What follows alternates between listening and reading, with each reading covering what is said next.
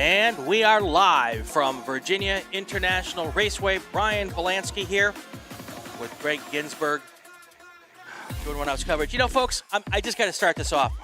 If you don't think this stuff matters to us, I got my co-host here. He is in tears. One of his buddies just won a national championship. So if y'all don't think this stuff means something, you know, we hang out with these drivers for 30 years, some of us. We're with them every weekend. We're neighbors with some of them. You know, we sleep next to them in our trailers at the racetrack. Well, not next to them in a literal sense. Yes. We put our motorhomes next to each other.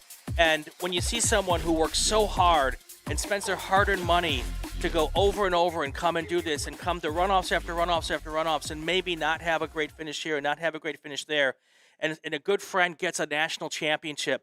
This guy here has been a puddle of a mess for the last 10 minutes because we just finished up Spec Miata, and what a great race with some rain involved and all of that kind of stuff. And we're going to go backwards because this is what we're talking about here. Nick Bruni, you've known him for a long time. I have. Can you talk without blubbering? Yeah, I think I can. And by the way, Mike Collins, your future ex-son-in-law, national champ. But, your future ex-son? Yeah. Is that a joke? I don't know about? It's a joke. Okay. Very nice. Yeah, a Labor Day joke. But yeah, the wildest race I think we've seen. You might need to talk. So, Spec Miata, we've been dry all morning. The story of the runoffs last year yesterday was rain right. Everywhere. Exactly. Here is what we've had today. It's been relatively dry. There's a little bit here, a little bit there. And a little bit at turn one and a little bit at 17 and a little bit at Oak Tree at different periods of time. And I kept going, trying to get everything together for, putting down a finishing order to help you out with this. And every time we turned around, it was different. Going into a full course caution with, and a green-white checker to end this race, it looked like Connor Zilich's race. And we had Todd Burris, who had worked his way back up to the front of the field, the 2019 national champion, and it was not to be for either one of them. Nick Bruni, who had contact early on in the race with our pole sitter, Danny Stain. Stain had to retire the car early, and Bruni found himself at the front, and you heard it there as Hayward Wagner talked to him on the pit lane. He didn't know that he was your leader until he essentially came out of Oak Tree for the very last time and didn't see anybody in front of him. And from there, it was it was a stroke of luck because Charles McTudis, who had led a good portion of this race, just probably got the worst run out of Oak Tree that he had all race long, and just couldn't make up the distance on that last lap. And what's the amazing part of the story is we've been pretty much dry all morning. The track's been drier and drier and drier. And just before this last race, I heard the announcer say there's only one choice: to be on dry tires. Dry tires. And of course, 3-4 laps into the race, it starts raining on the backside. It starts raining a little bit here. It starts raining a little bit here. And all of a sudden, dry tires, they're still the right decision, but it's a whole different deal. And then we've got our friends in Spec Miata who put on this fantastic race here. We have a very compressed show because we're short on time, so we're going to move right along. Yeah, and I got word that our B-Spec race, next race up, they're going to be on track green flag 1:10 p.m. That's right, 1:10. So we're going to get right to that as quickly as we possibly can. Let's move right on. FX. This was our short class, small car field. Yeah, small field, and Trevor Russell, our pole sitter, I think he might have tried his best to not come home with his first national championship. He put the car off on the 9th lap, so about halfway through the race over at turn 1, but he had enough of a margin over the rest of the field, won by 36 seconds over Austin Hill, who finished in second, had a 12-second gap to our third-place finisher, Kevin Fandozzi. All right, moving on. T4, Marshall Mast, your new national champion in T4. John Heinrichsey. And when you beat John Heinrichsey for a national championship, that's something that you put on the bulletin board. You make big billboards. You put it all over Facebook because John Heinrichsey's got like 10, 11, 12 national championships. Exactly. And so, whereas the FX race was very wet, they were the first race out after our morning show. The track started to dry out for the T4 race, and I think the commentating team mentioned this. It looked as though Marshall Mast was attacking the track. He was not only looking for dry spots, he was forcing his way into dry spots, and these were choices that John Heinrichsey chose not to make.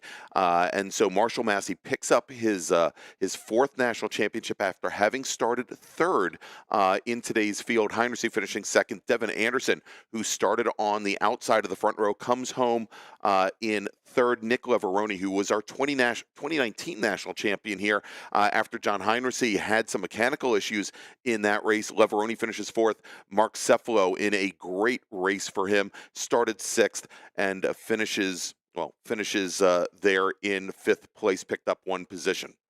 All right, GT Light runoffs. Peter Shadowin is our race winner. Brian Lynn from Cal Club, or at least Southern California, or California. We get him at Buttonwillow all the time. Right. Great driver. This is an interesting story because when you see only your region over and over and over again, you see like a guy like Brian Lynn who's fast, really fast, but you wonder, how does he match up against the rest of the country? Well, now I know. Now you know. Place well, I mean, and he has H Production National Championships as well. And I think this was the story. The tires were the story of the race.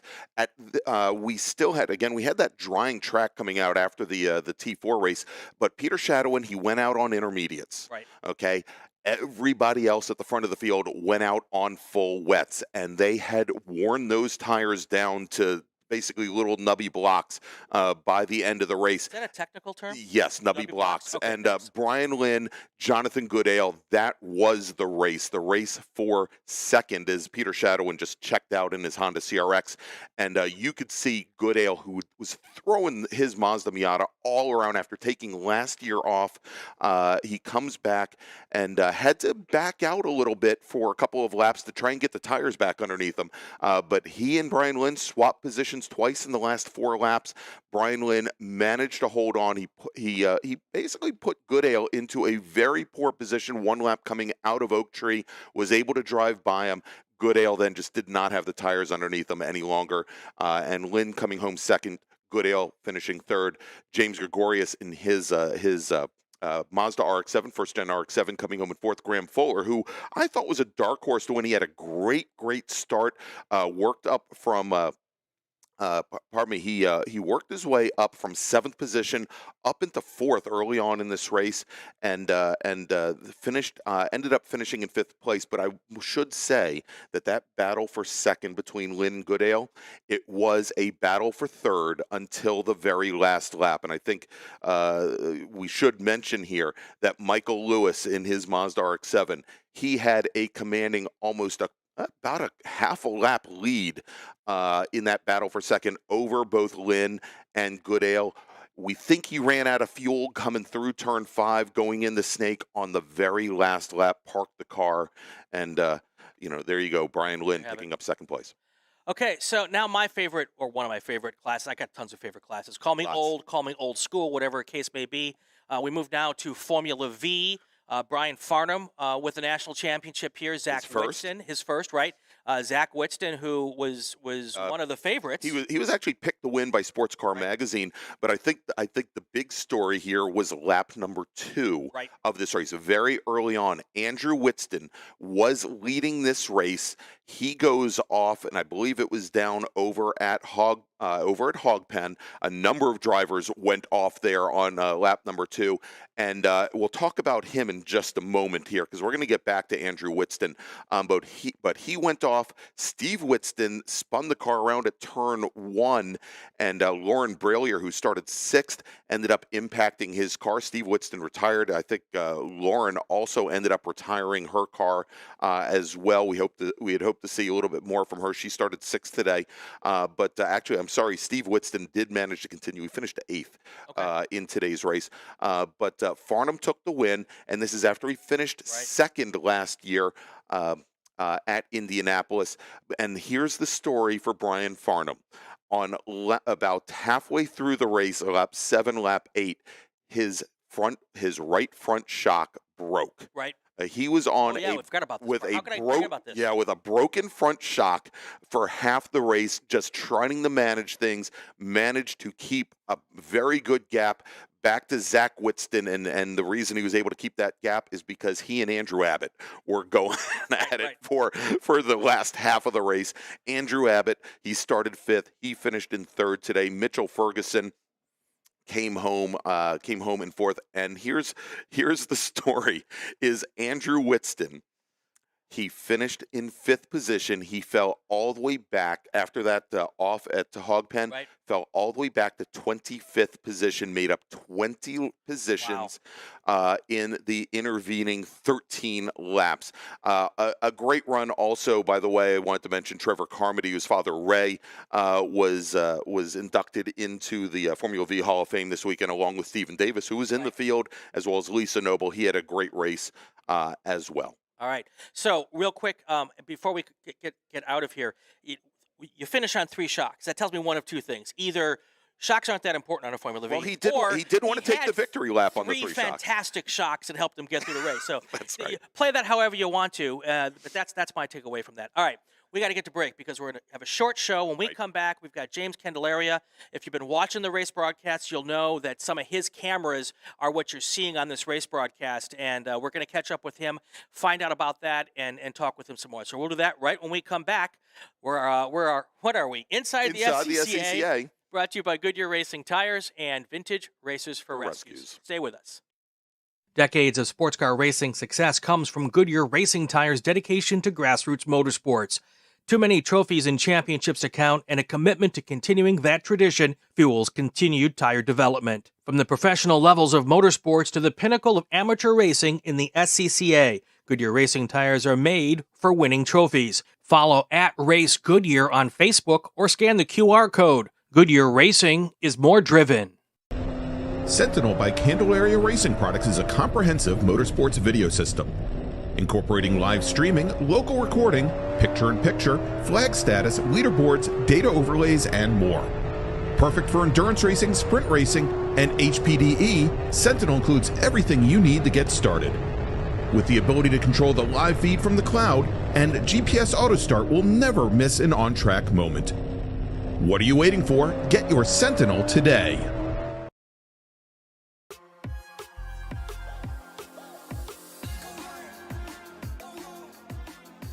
We are back inside the SCCA. We both have to get ourselves composed, I see. Yep.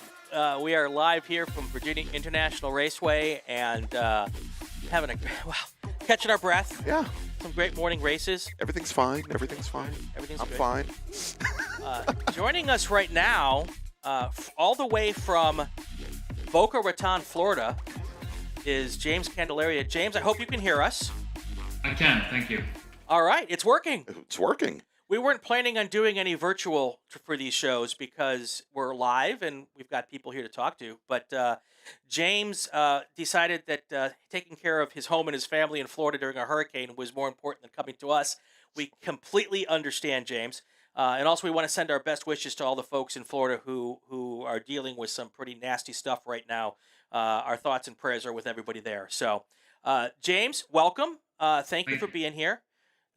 You are, let's start with the system, because you're donating a system to give to one of our awards. But more importantly, talk to us about Sentinel Systems and what you do. Yeah, sure. So thank you guys so much for having me here. Sentinel was a product that was born out of my own racing. I had spent years and years at racetracks, messing around with GoPros, trying to get stuff out to the cloud, editing video when I got back home. And the frustration built. My background is in systems engineering. I did a tech startup a few years back, sold it to Cisco Systems. And so I took that experience and kind of rolled it into what Sentinel has become today, which is really a dedicated motorsports solution for live streaming. So the system itself is really designed around being very easy to use, very simple for the club racer, all the way up to the professional competitor Plug it in, turn it on, forget about it. If you power off the car, turn it on again, and it starts broadcasting again, allowing you to focus on what's important, winning races. And we've seen some of your stuff on the TV this week. It's a nice, compact, simple solution, right? It's not hard to do, because getting the video to the cloud or to YouTube or wherever you're going to stream, it can take some doing if you don't know what you're doing, right? Yeah, absolutely. So it can be very complicated. So we've developed a simple web-based portal. It's a cloud-based system. You can do it from your phone. You literally pull up the configuration page. You hit create new YouTube stream. We have a back-end API integration with YouTube, which took over 3 months for them to actually approve, but they approved it. And so we're the only system on the market that literally is a one-button press to create a new YouTube event, and then you just power the system on and go. So what you're saying is even a guy like me can figure out how to use it. Yeah. One of the other great things we have is He didn't seem very confident by that. He didn't seem so confident there, by the way. No, it's really super simple. And that's really one of our overlying goals. And beyond being simple, being able to provide you with all kinds of integrations, right? So when you're watching a race, you want to know where the cars are on track, who you're competing with. We have integrations with Race Hero, so we bring in the Race Hero data directly onto the screen. So we tell you your lap statistics, your best lap, your last lap, and if you're doing endurance racing, when the last time you pitted was, who's in front of you, who's behind you, all that good stuff. So what does one of these systems cost if I want to put it in my race car? So retail is $2,500, and that gets you everything you need, the exception of camera mounts. You also just need to purchase a data plan with one of the major providers, Verizon, AT&T, or T-Mobile. And is there a SIM card that goes into it? Is that how you do it? Yeah, 100%. You just throw a SIM in the unit, and it will automatically detect the carrier, and you should be good to go. So if you have, if you go to different racetracks that have different cell service, you could get different SIM cards for each racetrack, right? 100%. So, for example, over at Sebring, AT&T is not great, but Verizon's fantastic. So if you had a Verizon SIM, plug it in at Sebring. Actually, T-Mobile's pretty good there too. AT&T's kind of just falling behind. But if you go to New Jersey Motorsports Park, Verizon's unusable, so you've got to bring in AT&T SIM card. So I'm really excited because you have been good enough to be the sponsor for one of our awards, the 2022 G-Dub Henderson Award of Excellence. And this is our end of the race weekend award that we're giving to everybody, to one of our 12 daily award recipients. And besides getting this cool, fancy trophy that we put together here, that we're going to show you right here for a second. Greg's going to hold it up here. Besides getting the trophy, which has got G-Dub's name on it and everything, you have been wonderful enough to come on board and offer one of your systems to the winner of that award. And that is a huge thing for us and for whoever's going to win this. And we can't thank you enough for doing that. Thank you. Of course. Let me show you the system right now that we'll be sending out to the winner. Here's one right here. All right. And that's everything you need is the cameras in that box and everything, right? Oh, no, we attach the cameras to the system, but this is the brain. Okay. Got it. Cool. So, James, thank you so much. How do people find you if they want to buy a system? www.sentinelvideo.net. We'll get you right to our web store and give you everything you need to know, and have my contact information available for anybody who's got further questions. All right. We are going to we're going to head to break here, and James, thanks so much. We really appreciate your time and making the effort to get with us during the storm, and we appreciate everything. We miss you here, and hopefully we'll catch up with you in person next year. Next year I'll be racing, so hopefully I'll come by. Even better. All right, that's going to do it for this segment. We're going to come back after this break, and we're going to talk with another one of our fine partners here, but not until after we introduce everybody once again to the Twig. That's after this. Stay with us. Vintage Racers for Rescues. Racers rescuing dogs and cats from high-kill rural shelters and high-risk situations. Virginia and North Carolina have the third highest euthanasia rate in the U.S., and Vintage Racers for Rescues founders Robin and Dave Handy decided to do something about it. Vintage Racers for Rescues is a 501c3 charity that saves between 300 and 400 animals every year, nursing them back to health, finding foster homes, and eventually forever homes. VintageRacersForRescues.com. Use the QR code to find them on the web or to make a donation. Grass Paddock Motorsport provides Mini Cooper race car rentals, trackside support, and coaching at tracks all over the eastern half of the country. GPM provides podium-capable rentals for B-Spec, the fastest-growing class of racing in the SCCA for 3 years running, and now the 4th largest class overall. We have a unique approach where our cars are located near the track you want to race instead of being in a central location with large towing fees. Come join us at Grass Paddock Motorsports, where Grass Paddock is an attitude and not a location. Mention this ad for a 10% discount and find us at www.grasspaddock.com. Racing for Heroes is proud to be a partner of Inside the SCCA. RFH is a nonprofit devoted to helping veterans suffering from the seen and unseen wounds of war through racing and our range of programs. RFH's programs include health and wellness, motorsports therapy, community outreach, education, and employment.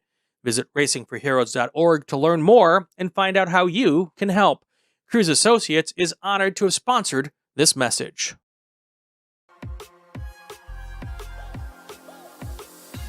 And we are back inside the SCCA, presented by Goodyear Racing Tires and Vintage Racers for Rescues. Brian Bielanski here, Gregg Ginsberg, and this guy, Matt McGivern. How you doing? I'm doing great. Thank you guys for having me. Let's try that one more time. How you doing? I'm doing great. Thank you guys for having me. Now that we can hear him, he's doing much better. I don't know how I can never seem to remember to turn up the guest mic. Got a lot of buttons to press here, folks. Doing the best I can here. You're here because you're with Spark Virtual Racing. That's right. We're going to talk all about your stuff, but I think first we got to show this video. Let's do it. Let's show the video, and it's all about why we're here, why we are here. A Rolex 24 at Daytona winner, a 2-time champion of the 12 Hours of Sebring, a member of the prestigious Road Racing Drivers Club, and the Twig. Today we find the Twig at Virginia International Raceway, driving an MX-5 Cup car. The Twig is driving Spark Virtual Racing's S600. The S600 is a full-on driver training simulator. Unlike entry-level sim systems, this rig moves across all 6 degrees of freedom, making it a truly full-motion system that provides maximum feedback from the car. At $80,000, it's the ultimate training tool, providing a seat-of-the-pants feel that's remarkably close to what you feel when you are at the track. Let's find out what kind of lap time the Twig can lay down at VIR. So we are out here at Virginia International Raceway in a Global MX-5 car here on the Spark Virtual Racing Halo Motion Simulator here. Trying to go for a fast lap, and man, it's different, right? Driving this Spec Miata car, I can feel it really starting to understeer, move around a little bit more. You can feel the softness of this car, which is so much different than a lot of the cars that I've used to driving, the stiffer aero platforms of modern GT3 cars. They don't slide around as much. They don't have the pendulum effect of a soft MX-5 car here. Alrighty, think about hog pen. Let's get that good run out of here. All that curve.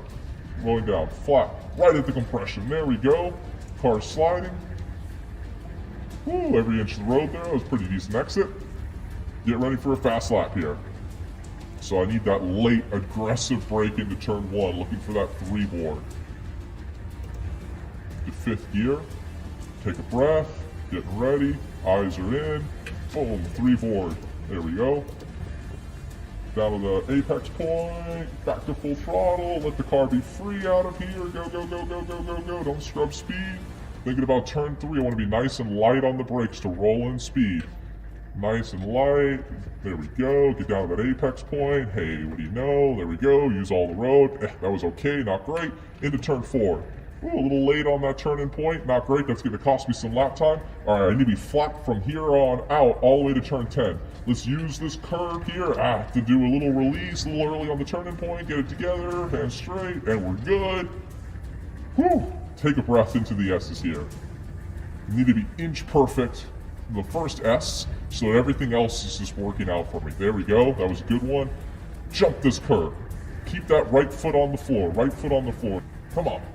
Alrighty, nice and light on the brakes, roll speed into turn 10, there it goes, float, float, float, use every inch of the road, nice.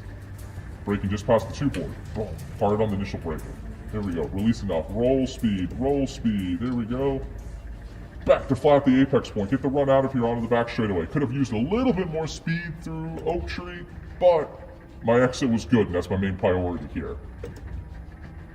Take a nice breath, down the back straightaway, big brake zone coming up. I need to make sure I hit that apex point in turn 14, but I need to make sure I'm maximizing my brake pressure too.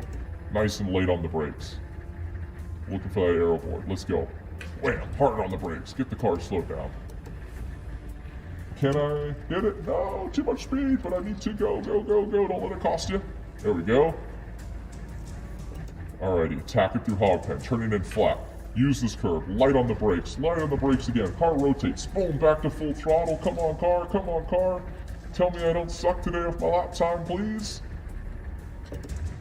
And it's still not gonna be very fast. Come on, let's go. Come on. Well, that's a little bit better. All right, there we go. The Twig 212.91. That was a heck of a lap, and having a ton of fun. Well, we had a really good time doing that video, didn't we? That filming day was fantastic. And we're going to work really hard not to tell you all who the Twig is, because we both know, obviously. But I don't. That's right. That's right.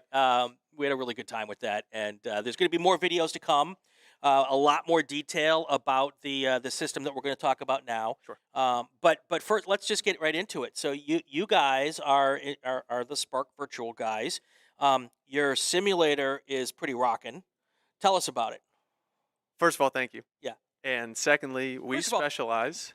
This is a partnership, but it is actually pretty rocking. I'm not just saying that because they're but yeah, it's really cool. No, that means a lot, and it's always nice when a top driver such as the Twig sits down and Thought he was going to say a top driver such as Brian. So you were going to say that, right? Well, the beauty of it was that it was such an interesting filming day because Brian remoted in from across the country, and it was just such a cool show of versatility from you.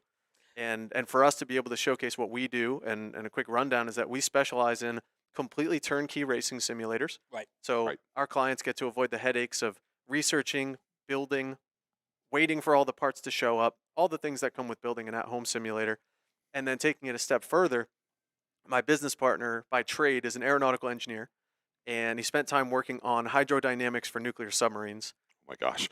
I don't usually use words that are that long, but that's Joe's background. And the reason I say that is because Joe's understanding of physics and his ability to communicate that through the simulator on the tuning side of things is unbelievable. And the biggest problem in the industry right now is poorly tuned simulators. You can buy the best hardware, or you can buy low-end hardware, plug it all together, because the manufacturers love to say that it's plug and play on all the different components, and still have a fairly useless simulator that I refer to them as track familiarity tools. They're good for learning a track layout before you ever get to the track. You know where the straightaways are, where the left turns are, where the right turns are. We do everything we can to take it multiple steps further in customizing either the motion profile or the force feedback or the pedal calibration, so that top drivers, like on the grid in that Spec Miata race that they just ran, which was an unbelievable race. Oh my gosh, yes. We've had multiple drivers from their top 10 come over and hop in the simulator, and our bread and butter is a Spec Miata that we've been tuning in the simulator for 5 months with feedback from some unbelievable drivers. And they sit down and they say, this thing is dialed in, this feels just like my car. And that's when a simulator moves from a toy to a tool, a training tool to make yourself a faster driver. And we love helping people get faster, whether they're track day drivers or they're race car drivers like outside. That's what we do. So I did the whole video with you. I remoted in. I watched the whole thing happen. I edited the video that you watched, and I really found it to be really interesting, because when I see it in person, it's even more impressive. When you see the guys, the drivers, moving around up and back and left and right, and it's hard to get a real grasp. As good of a filmmaker as I am, and as good as I am at editing, it's hard to get a firm grasp of what you're really seeing until you see it in person. It can be, yes. And we've filmed some great videos, and I can't wait till the full-length video from what we filmed the other day comes out. But it can be challenging to capture it on video, and when you do see it in person, it really does show people what we do at a high level. Not only how clean the whole setup is and the fact that you have a incredibly complex simulator that goes to one outlet on the wall, but it could also be useless if the tuning's bad. Like imagine if you turned left and the simulator went right. That just doesn't quite work. And that's how far Joe takes it, so that top drivers can be thinking that or actually improving their skills as they go. Right, right. So, that the system that we showed on the video, and you have it here, it's an $80,000 system. You have a little more affordable system. Tell us about that one. We do. We have a very wide price range, all completely turnkey. And so our simulators start at just above $13,000. For that, you're not getting a 6 degree of freedom motion simulator. You're not getting the top world-class hardware. But we don't like to do anything on the low end that somebody might find to be cheap or useless. It has to have a good feel, and it has to be a training tool. So even at $13,000, we're building something that you can become a faster driver with. And there's upgrades available, so you can get the upgraded wheel or the upgraded pedals. And what we've been upgrading lately is what we call our haptic feedback system. So Joe has designed a vibration system, and you can throw vibration systems all over a simulator and have them communicate nothing. But what Joe has been able to do is isolate vibration in both the pedals and in the seat to communicate curbing, road noise, ABS, understeer, oversteer on a static simulator. And that's new for us, and we actually have people sit down in that simulator, which is on the more affordable side, and they'll get out and say, that was a motion simulator, right? And we say, no, but the communication happening through the haptic feedback system and the vibration packs convinces you that it actually is that good, and it's a much more visceral experience than what can be kind of numb on static simulators. And the Twig drove both. He did. And he obviously knew there was a difference between the two. But he was still impressed with the lower level, experience. He was. We were happily surprised by that. We try to avoid the flagship being the only thing that's cool because we understand that that's not affordable for everyone. And for the Twig to sit down and validate what we're doing at a lower price point is fantastic because he's, arguably one of the best drivers in the world. Yeah, absolutely. All right, so how do people go and get in touch with you and put one of these things in their living room? Before we actually do that, one of the things we talked about off camera during our video shoot was this is a great opportunity for like a team to buy this because, $80,000, not a cheap amount of money. Certainly. Or a group of a club to buy it or a group of people to buy it to sit down so multiple people can work on the same sim rig, right? They can, yes. And we do get groups that reach out to us. It might be a group of friends. It might be a team. And for those that already have a simulator, I'll mention this real quick. A growing arm of our business that we're very excited about, we refer to it as tuning and consulting. And it's people that reach out to us and say, hey, I bought all this hardware and I put it together and I feel like my simulator is useless. And the little known fact, as I mentioned earlier, is that you need to tune a simulator. It's the biggest problem in the industry. And if you'd like to sink the thousands of hours that my business partner has sunk into the research, feel free. But most of the people that are racing, they don't have the time to spend doing that. Right. And so we offer services where our expertise can be installed on your simulator and you can shortcut all of the problems that you'd run into on the tuning side and improve the training level of your simulator right from there. And I have his number, and I'll be getting a hold of him down the road. Probably. So, all right, now we want to buy it. How do we do it? You can reach out directly to me. My email address is matt@drivesvr.com. Right. Or our website is drivesvr.com. Not sure it's the best idea to throw my phone number out. No, don't do that. So I won't. But that's the best way to get in touch with us. We just became a benefits partner of the SCCA. We're working on some other very exciting partnerships. This year has been fantastic for us and to get to meet you guys. And I just want to thank you for having me on the show. This is so cool.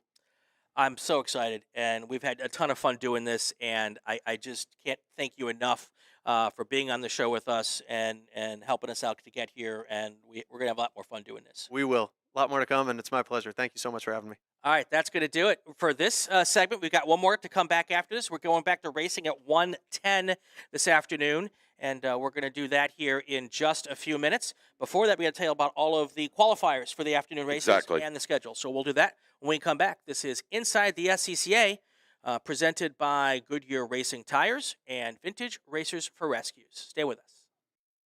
Decades of sports car racing success comes from Goodyear Racing Tires' dedication to grassroots motorsports. Too many trophies and championships to count, and a commitment to continuing that tradition fuels continued tire development. From the professional levels of motorsports to the pinnacle of amateur racing in the SCCA, Goodyear Racing Tires are made for winning trophies. Follow @RaceGoodyear on Facebook or scan the QR code. Goodyear Racing is more driven. Mario Andretti! The Roadkeeper HD video and data logger was developed using our experience in motorsports, driving experiences, and beyond. It brings dual stream HD video combined with high-quality GPS data within reach of everyone at the track or on the road. Travinci Systems is an official Runoffs contingency sponsor, and it's not too late to sign up. On-site registration is available at the contingency desk in Tech. The Roadkeeper HD meets SCCA's requirements for forward-facing cameras. Take advantage of 2022 Runoffs pricing for the Roadkeeper HD, $324 plus shipping. That's $75 off. Offer is good through Christmas. And we are back inside the SCCA. Man, this noon show runs fast. It does. We got a lot of stuff to throw. A lot of info and a lot of great guests. Absolutely, absolutely. Well, let's not waste any time. Nope. Let's get to our qualifying for our races this afternoon. Our races, the whole reason we're here. That's right. B-Spec. Here we go. Oh, wow. Here we go. Let's start off with B-Spec. And there's already drama in B-Spec. So as we can see here, Steve Intro and Rich Roman, they have been working together, both driving Mini Coopers, or probably Minis, not Mini Coopers. They have been working as a team as far back as the Summit Point Majors back early in the spring, but they've been here all week. Every single day of testing, every single day of qualifying, working together. They are going to be your two drivers on the front row. Our reigning national champion, David Daugherty, in a Chevy Sonic this year. David Daugherty, known for usually building multiple cars and bringing the fastest one. He is going to start on the inside of row number 2. And Matt Wolf, driving a Mazda 2, had a very, very good qualifying on day number 2. And he's going to start on the outside of row number 2. As I said, there's already some drama. One of the teams has already filed mechanical protests against multiple drivers. Our pole sitter, our third place driver, and I believe one other as well. And it's primarily because there was some drama that came out of the Indianapolis race about some equipment that may not have been legal, but the mechanical protest was filed too late to be heard by the stewards. And so trying to cover their bases this year. Right. And we're going to have to zip through these pretty fast because yeah. we're getting up on the time where they're going to start their broadcast again, and we want to be clear before that. So Formula Atlantic next top qualifiers, Chip Romer, Alex Mayer, Anthony Sieber, Austin Hill, who we saw in FX a little bit earlier today. J.R. Smart. And Rod Rice. Your top 6. And Alex Mayer in the lowest horsepower car, Formula 1000 car. I think he was waiting for rain. Obviously didn't get or isn't going to get what he wanted. Chip Romer, we know in the last day of qualifying, they were swapping out the wing element on his car when they were under black flag conditions, but he has been the class of the field. He's got about a 9/10 of a second advantage in qualifying this week. All right, let's move on. H Production, a very large field, 23-car field in H Production. Steve Sturgis, many-time national champion in his 1975 Triumph Spitfire. In 2019, he was your pole sitter. He broke very early on in the race, and Vesa Silgren and his Honda CRX took the win.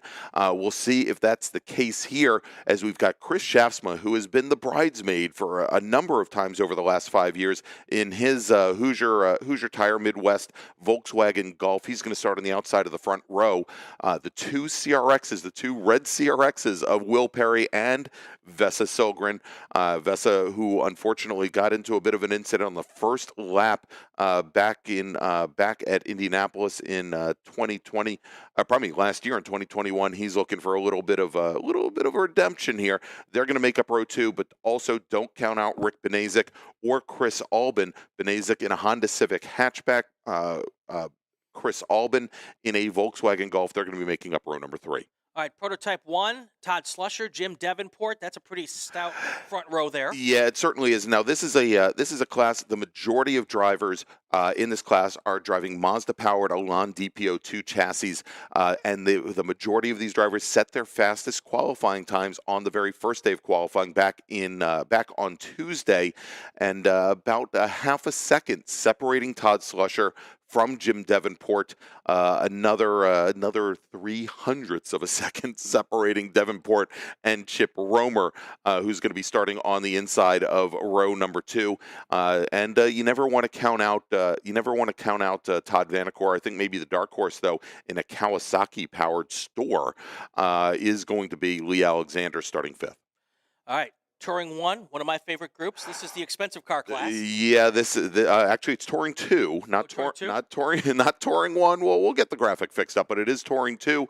Kurt Resitano is going to be starting on the front row in his Phoenix Performance Ford Mustang. We've got Charlie Peter, who had some issues earlier in the week in qualifying, went off over at South Bend, and had I think the oil pan pretty much ripped off his BMW M2 Club Sport machine. A new chassis for him this year, but he is qualified on the outside of row number 2. He did make, that happened on Wednesday, he did make pole day, however, and ran his fastest qualifying time on the final day of qualifying. We've got the 2 Fall Line Motorsports Porsche drivers of Kesman and Bowden on the second row, and of course, Mark Bowden, many-time national champion.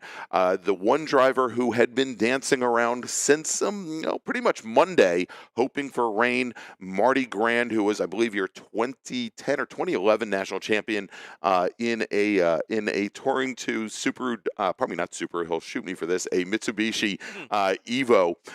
He's driving for the 3rd year in a row a Honda Civic Type R. It is our sole front-wheel drive car in the field. And if it was still raining, would be the perfect weapon here. Instead, he's going to have a real tough battle starting in 8th. All right, we're getting ready to go back to race action here real quick before we go. If you're here at the runoffs and you want to get some runoff swag, head down to the merchandise tent here at right outside the Pagoda Grill. And there's a bunch of great stuff from the good folks at Shirts 101. They're the ones who got us our shirts for this week. You can get your runoff stuff here at the tent. If you're not here and would like some runoff stuff, go to SCCAgear.com. If you want them to make you some great shirts or whatever you need for your team or whatever, get a hold of Rick at Shirts101.com. That's going to do it for this episode of Inside the SCCA. We are live from the runoffs thanks to Goodyear Racing Tires and Vintage Racers for Rescues. Let's get back to the race action.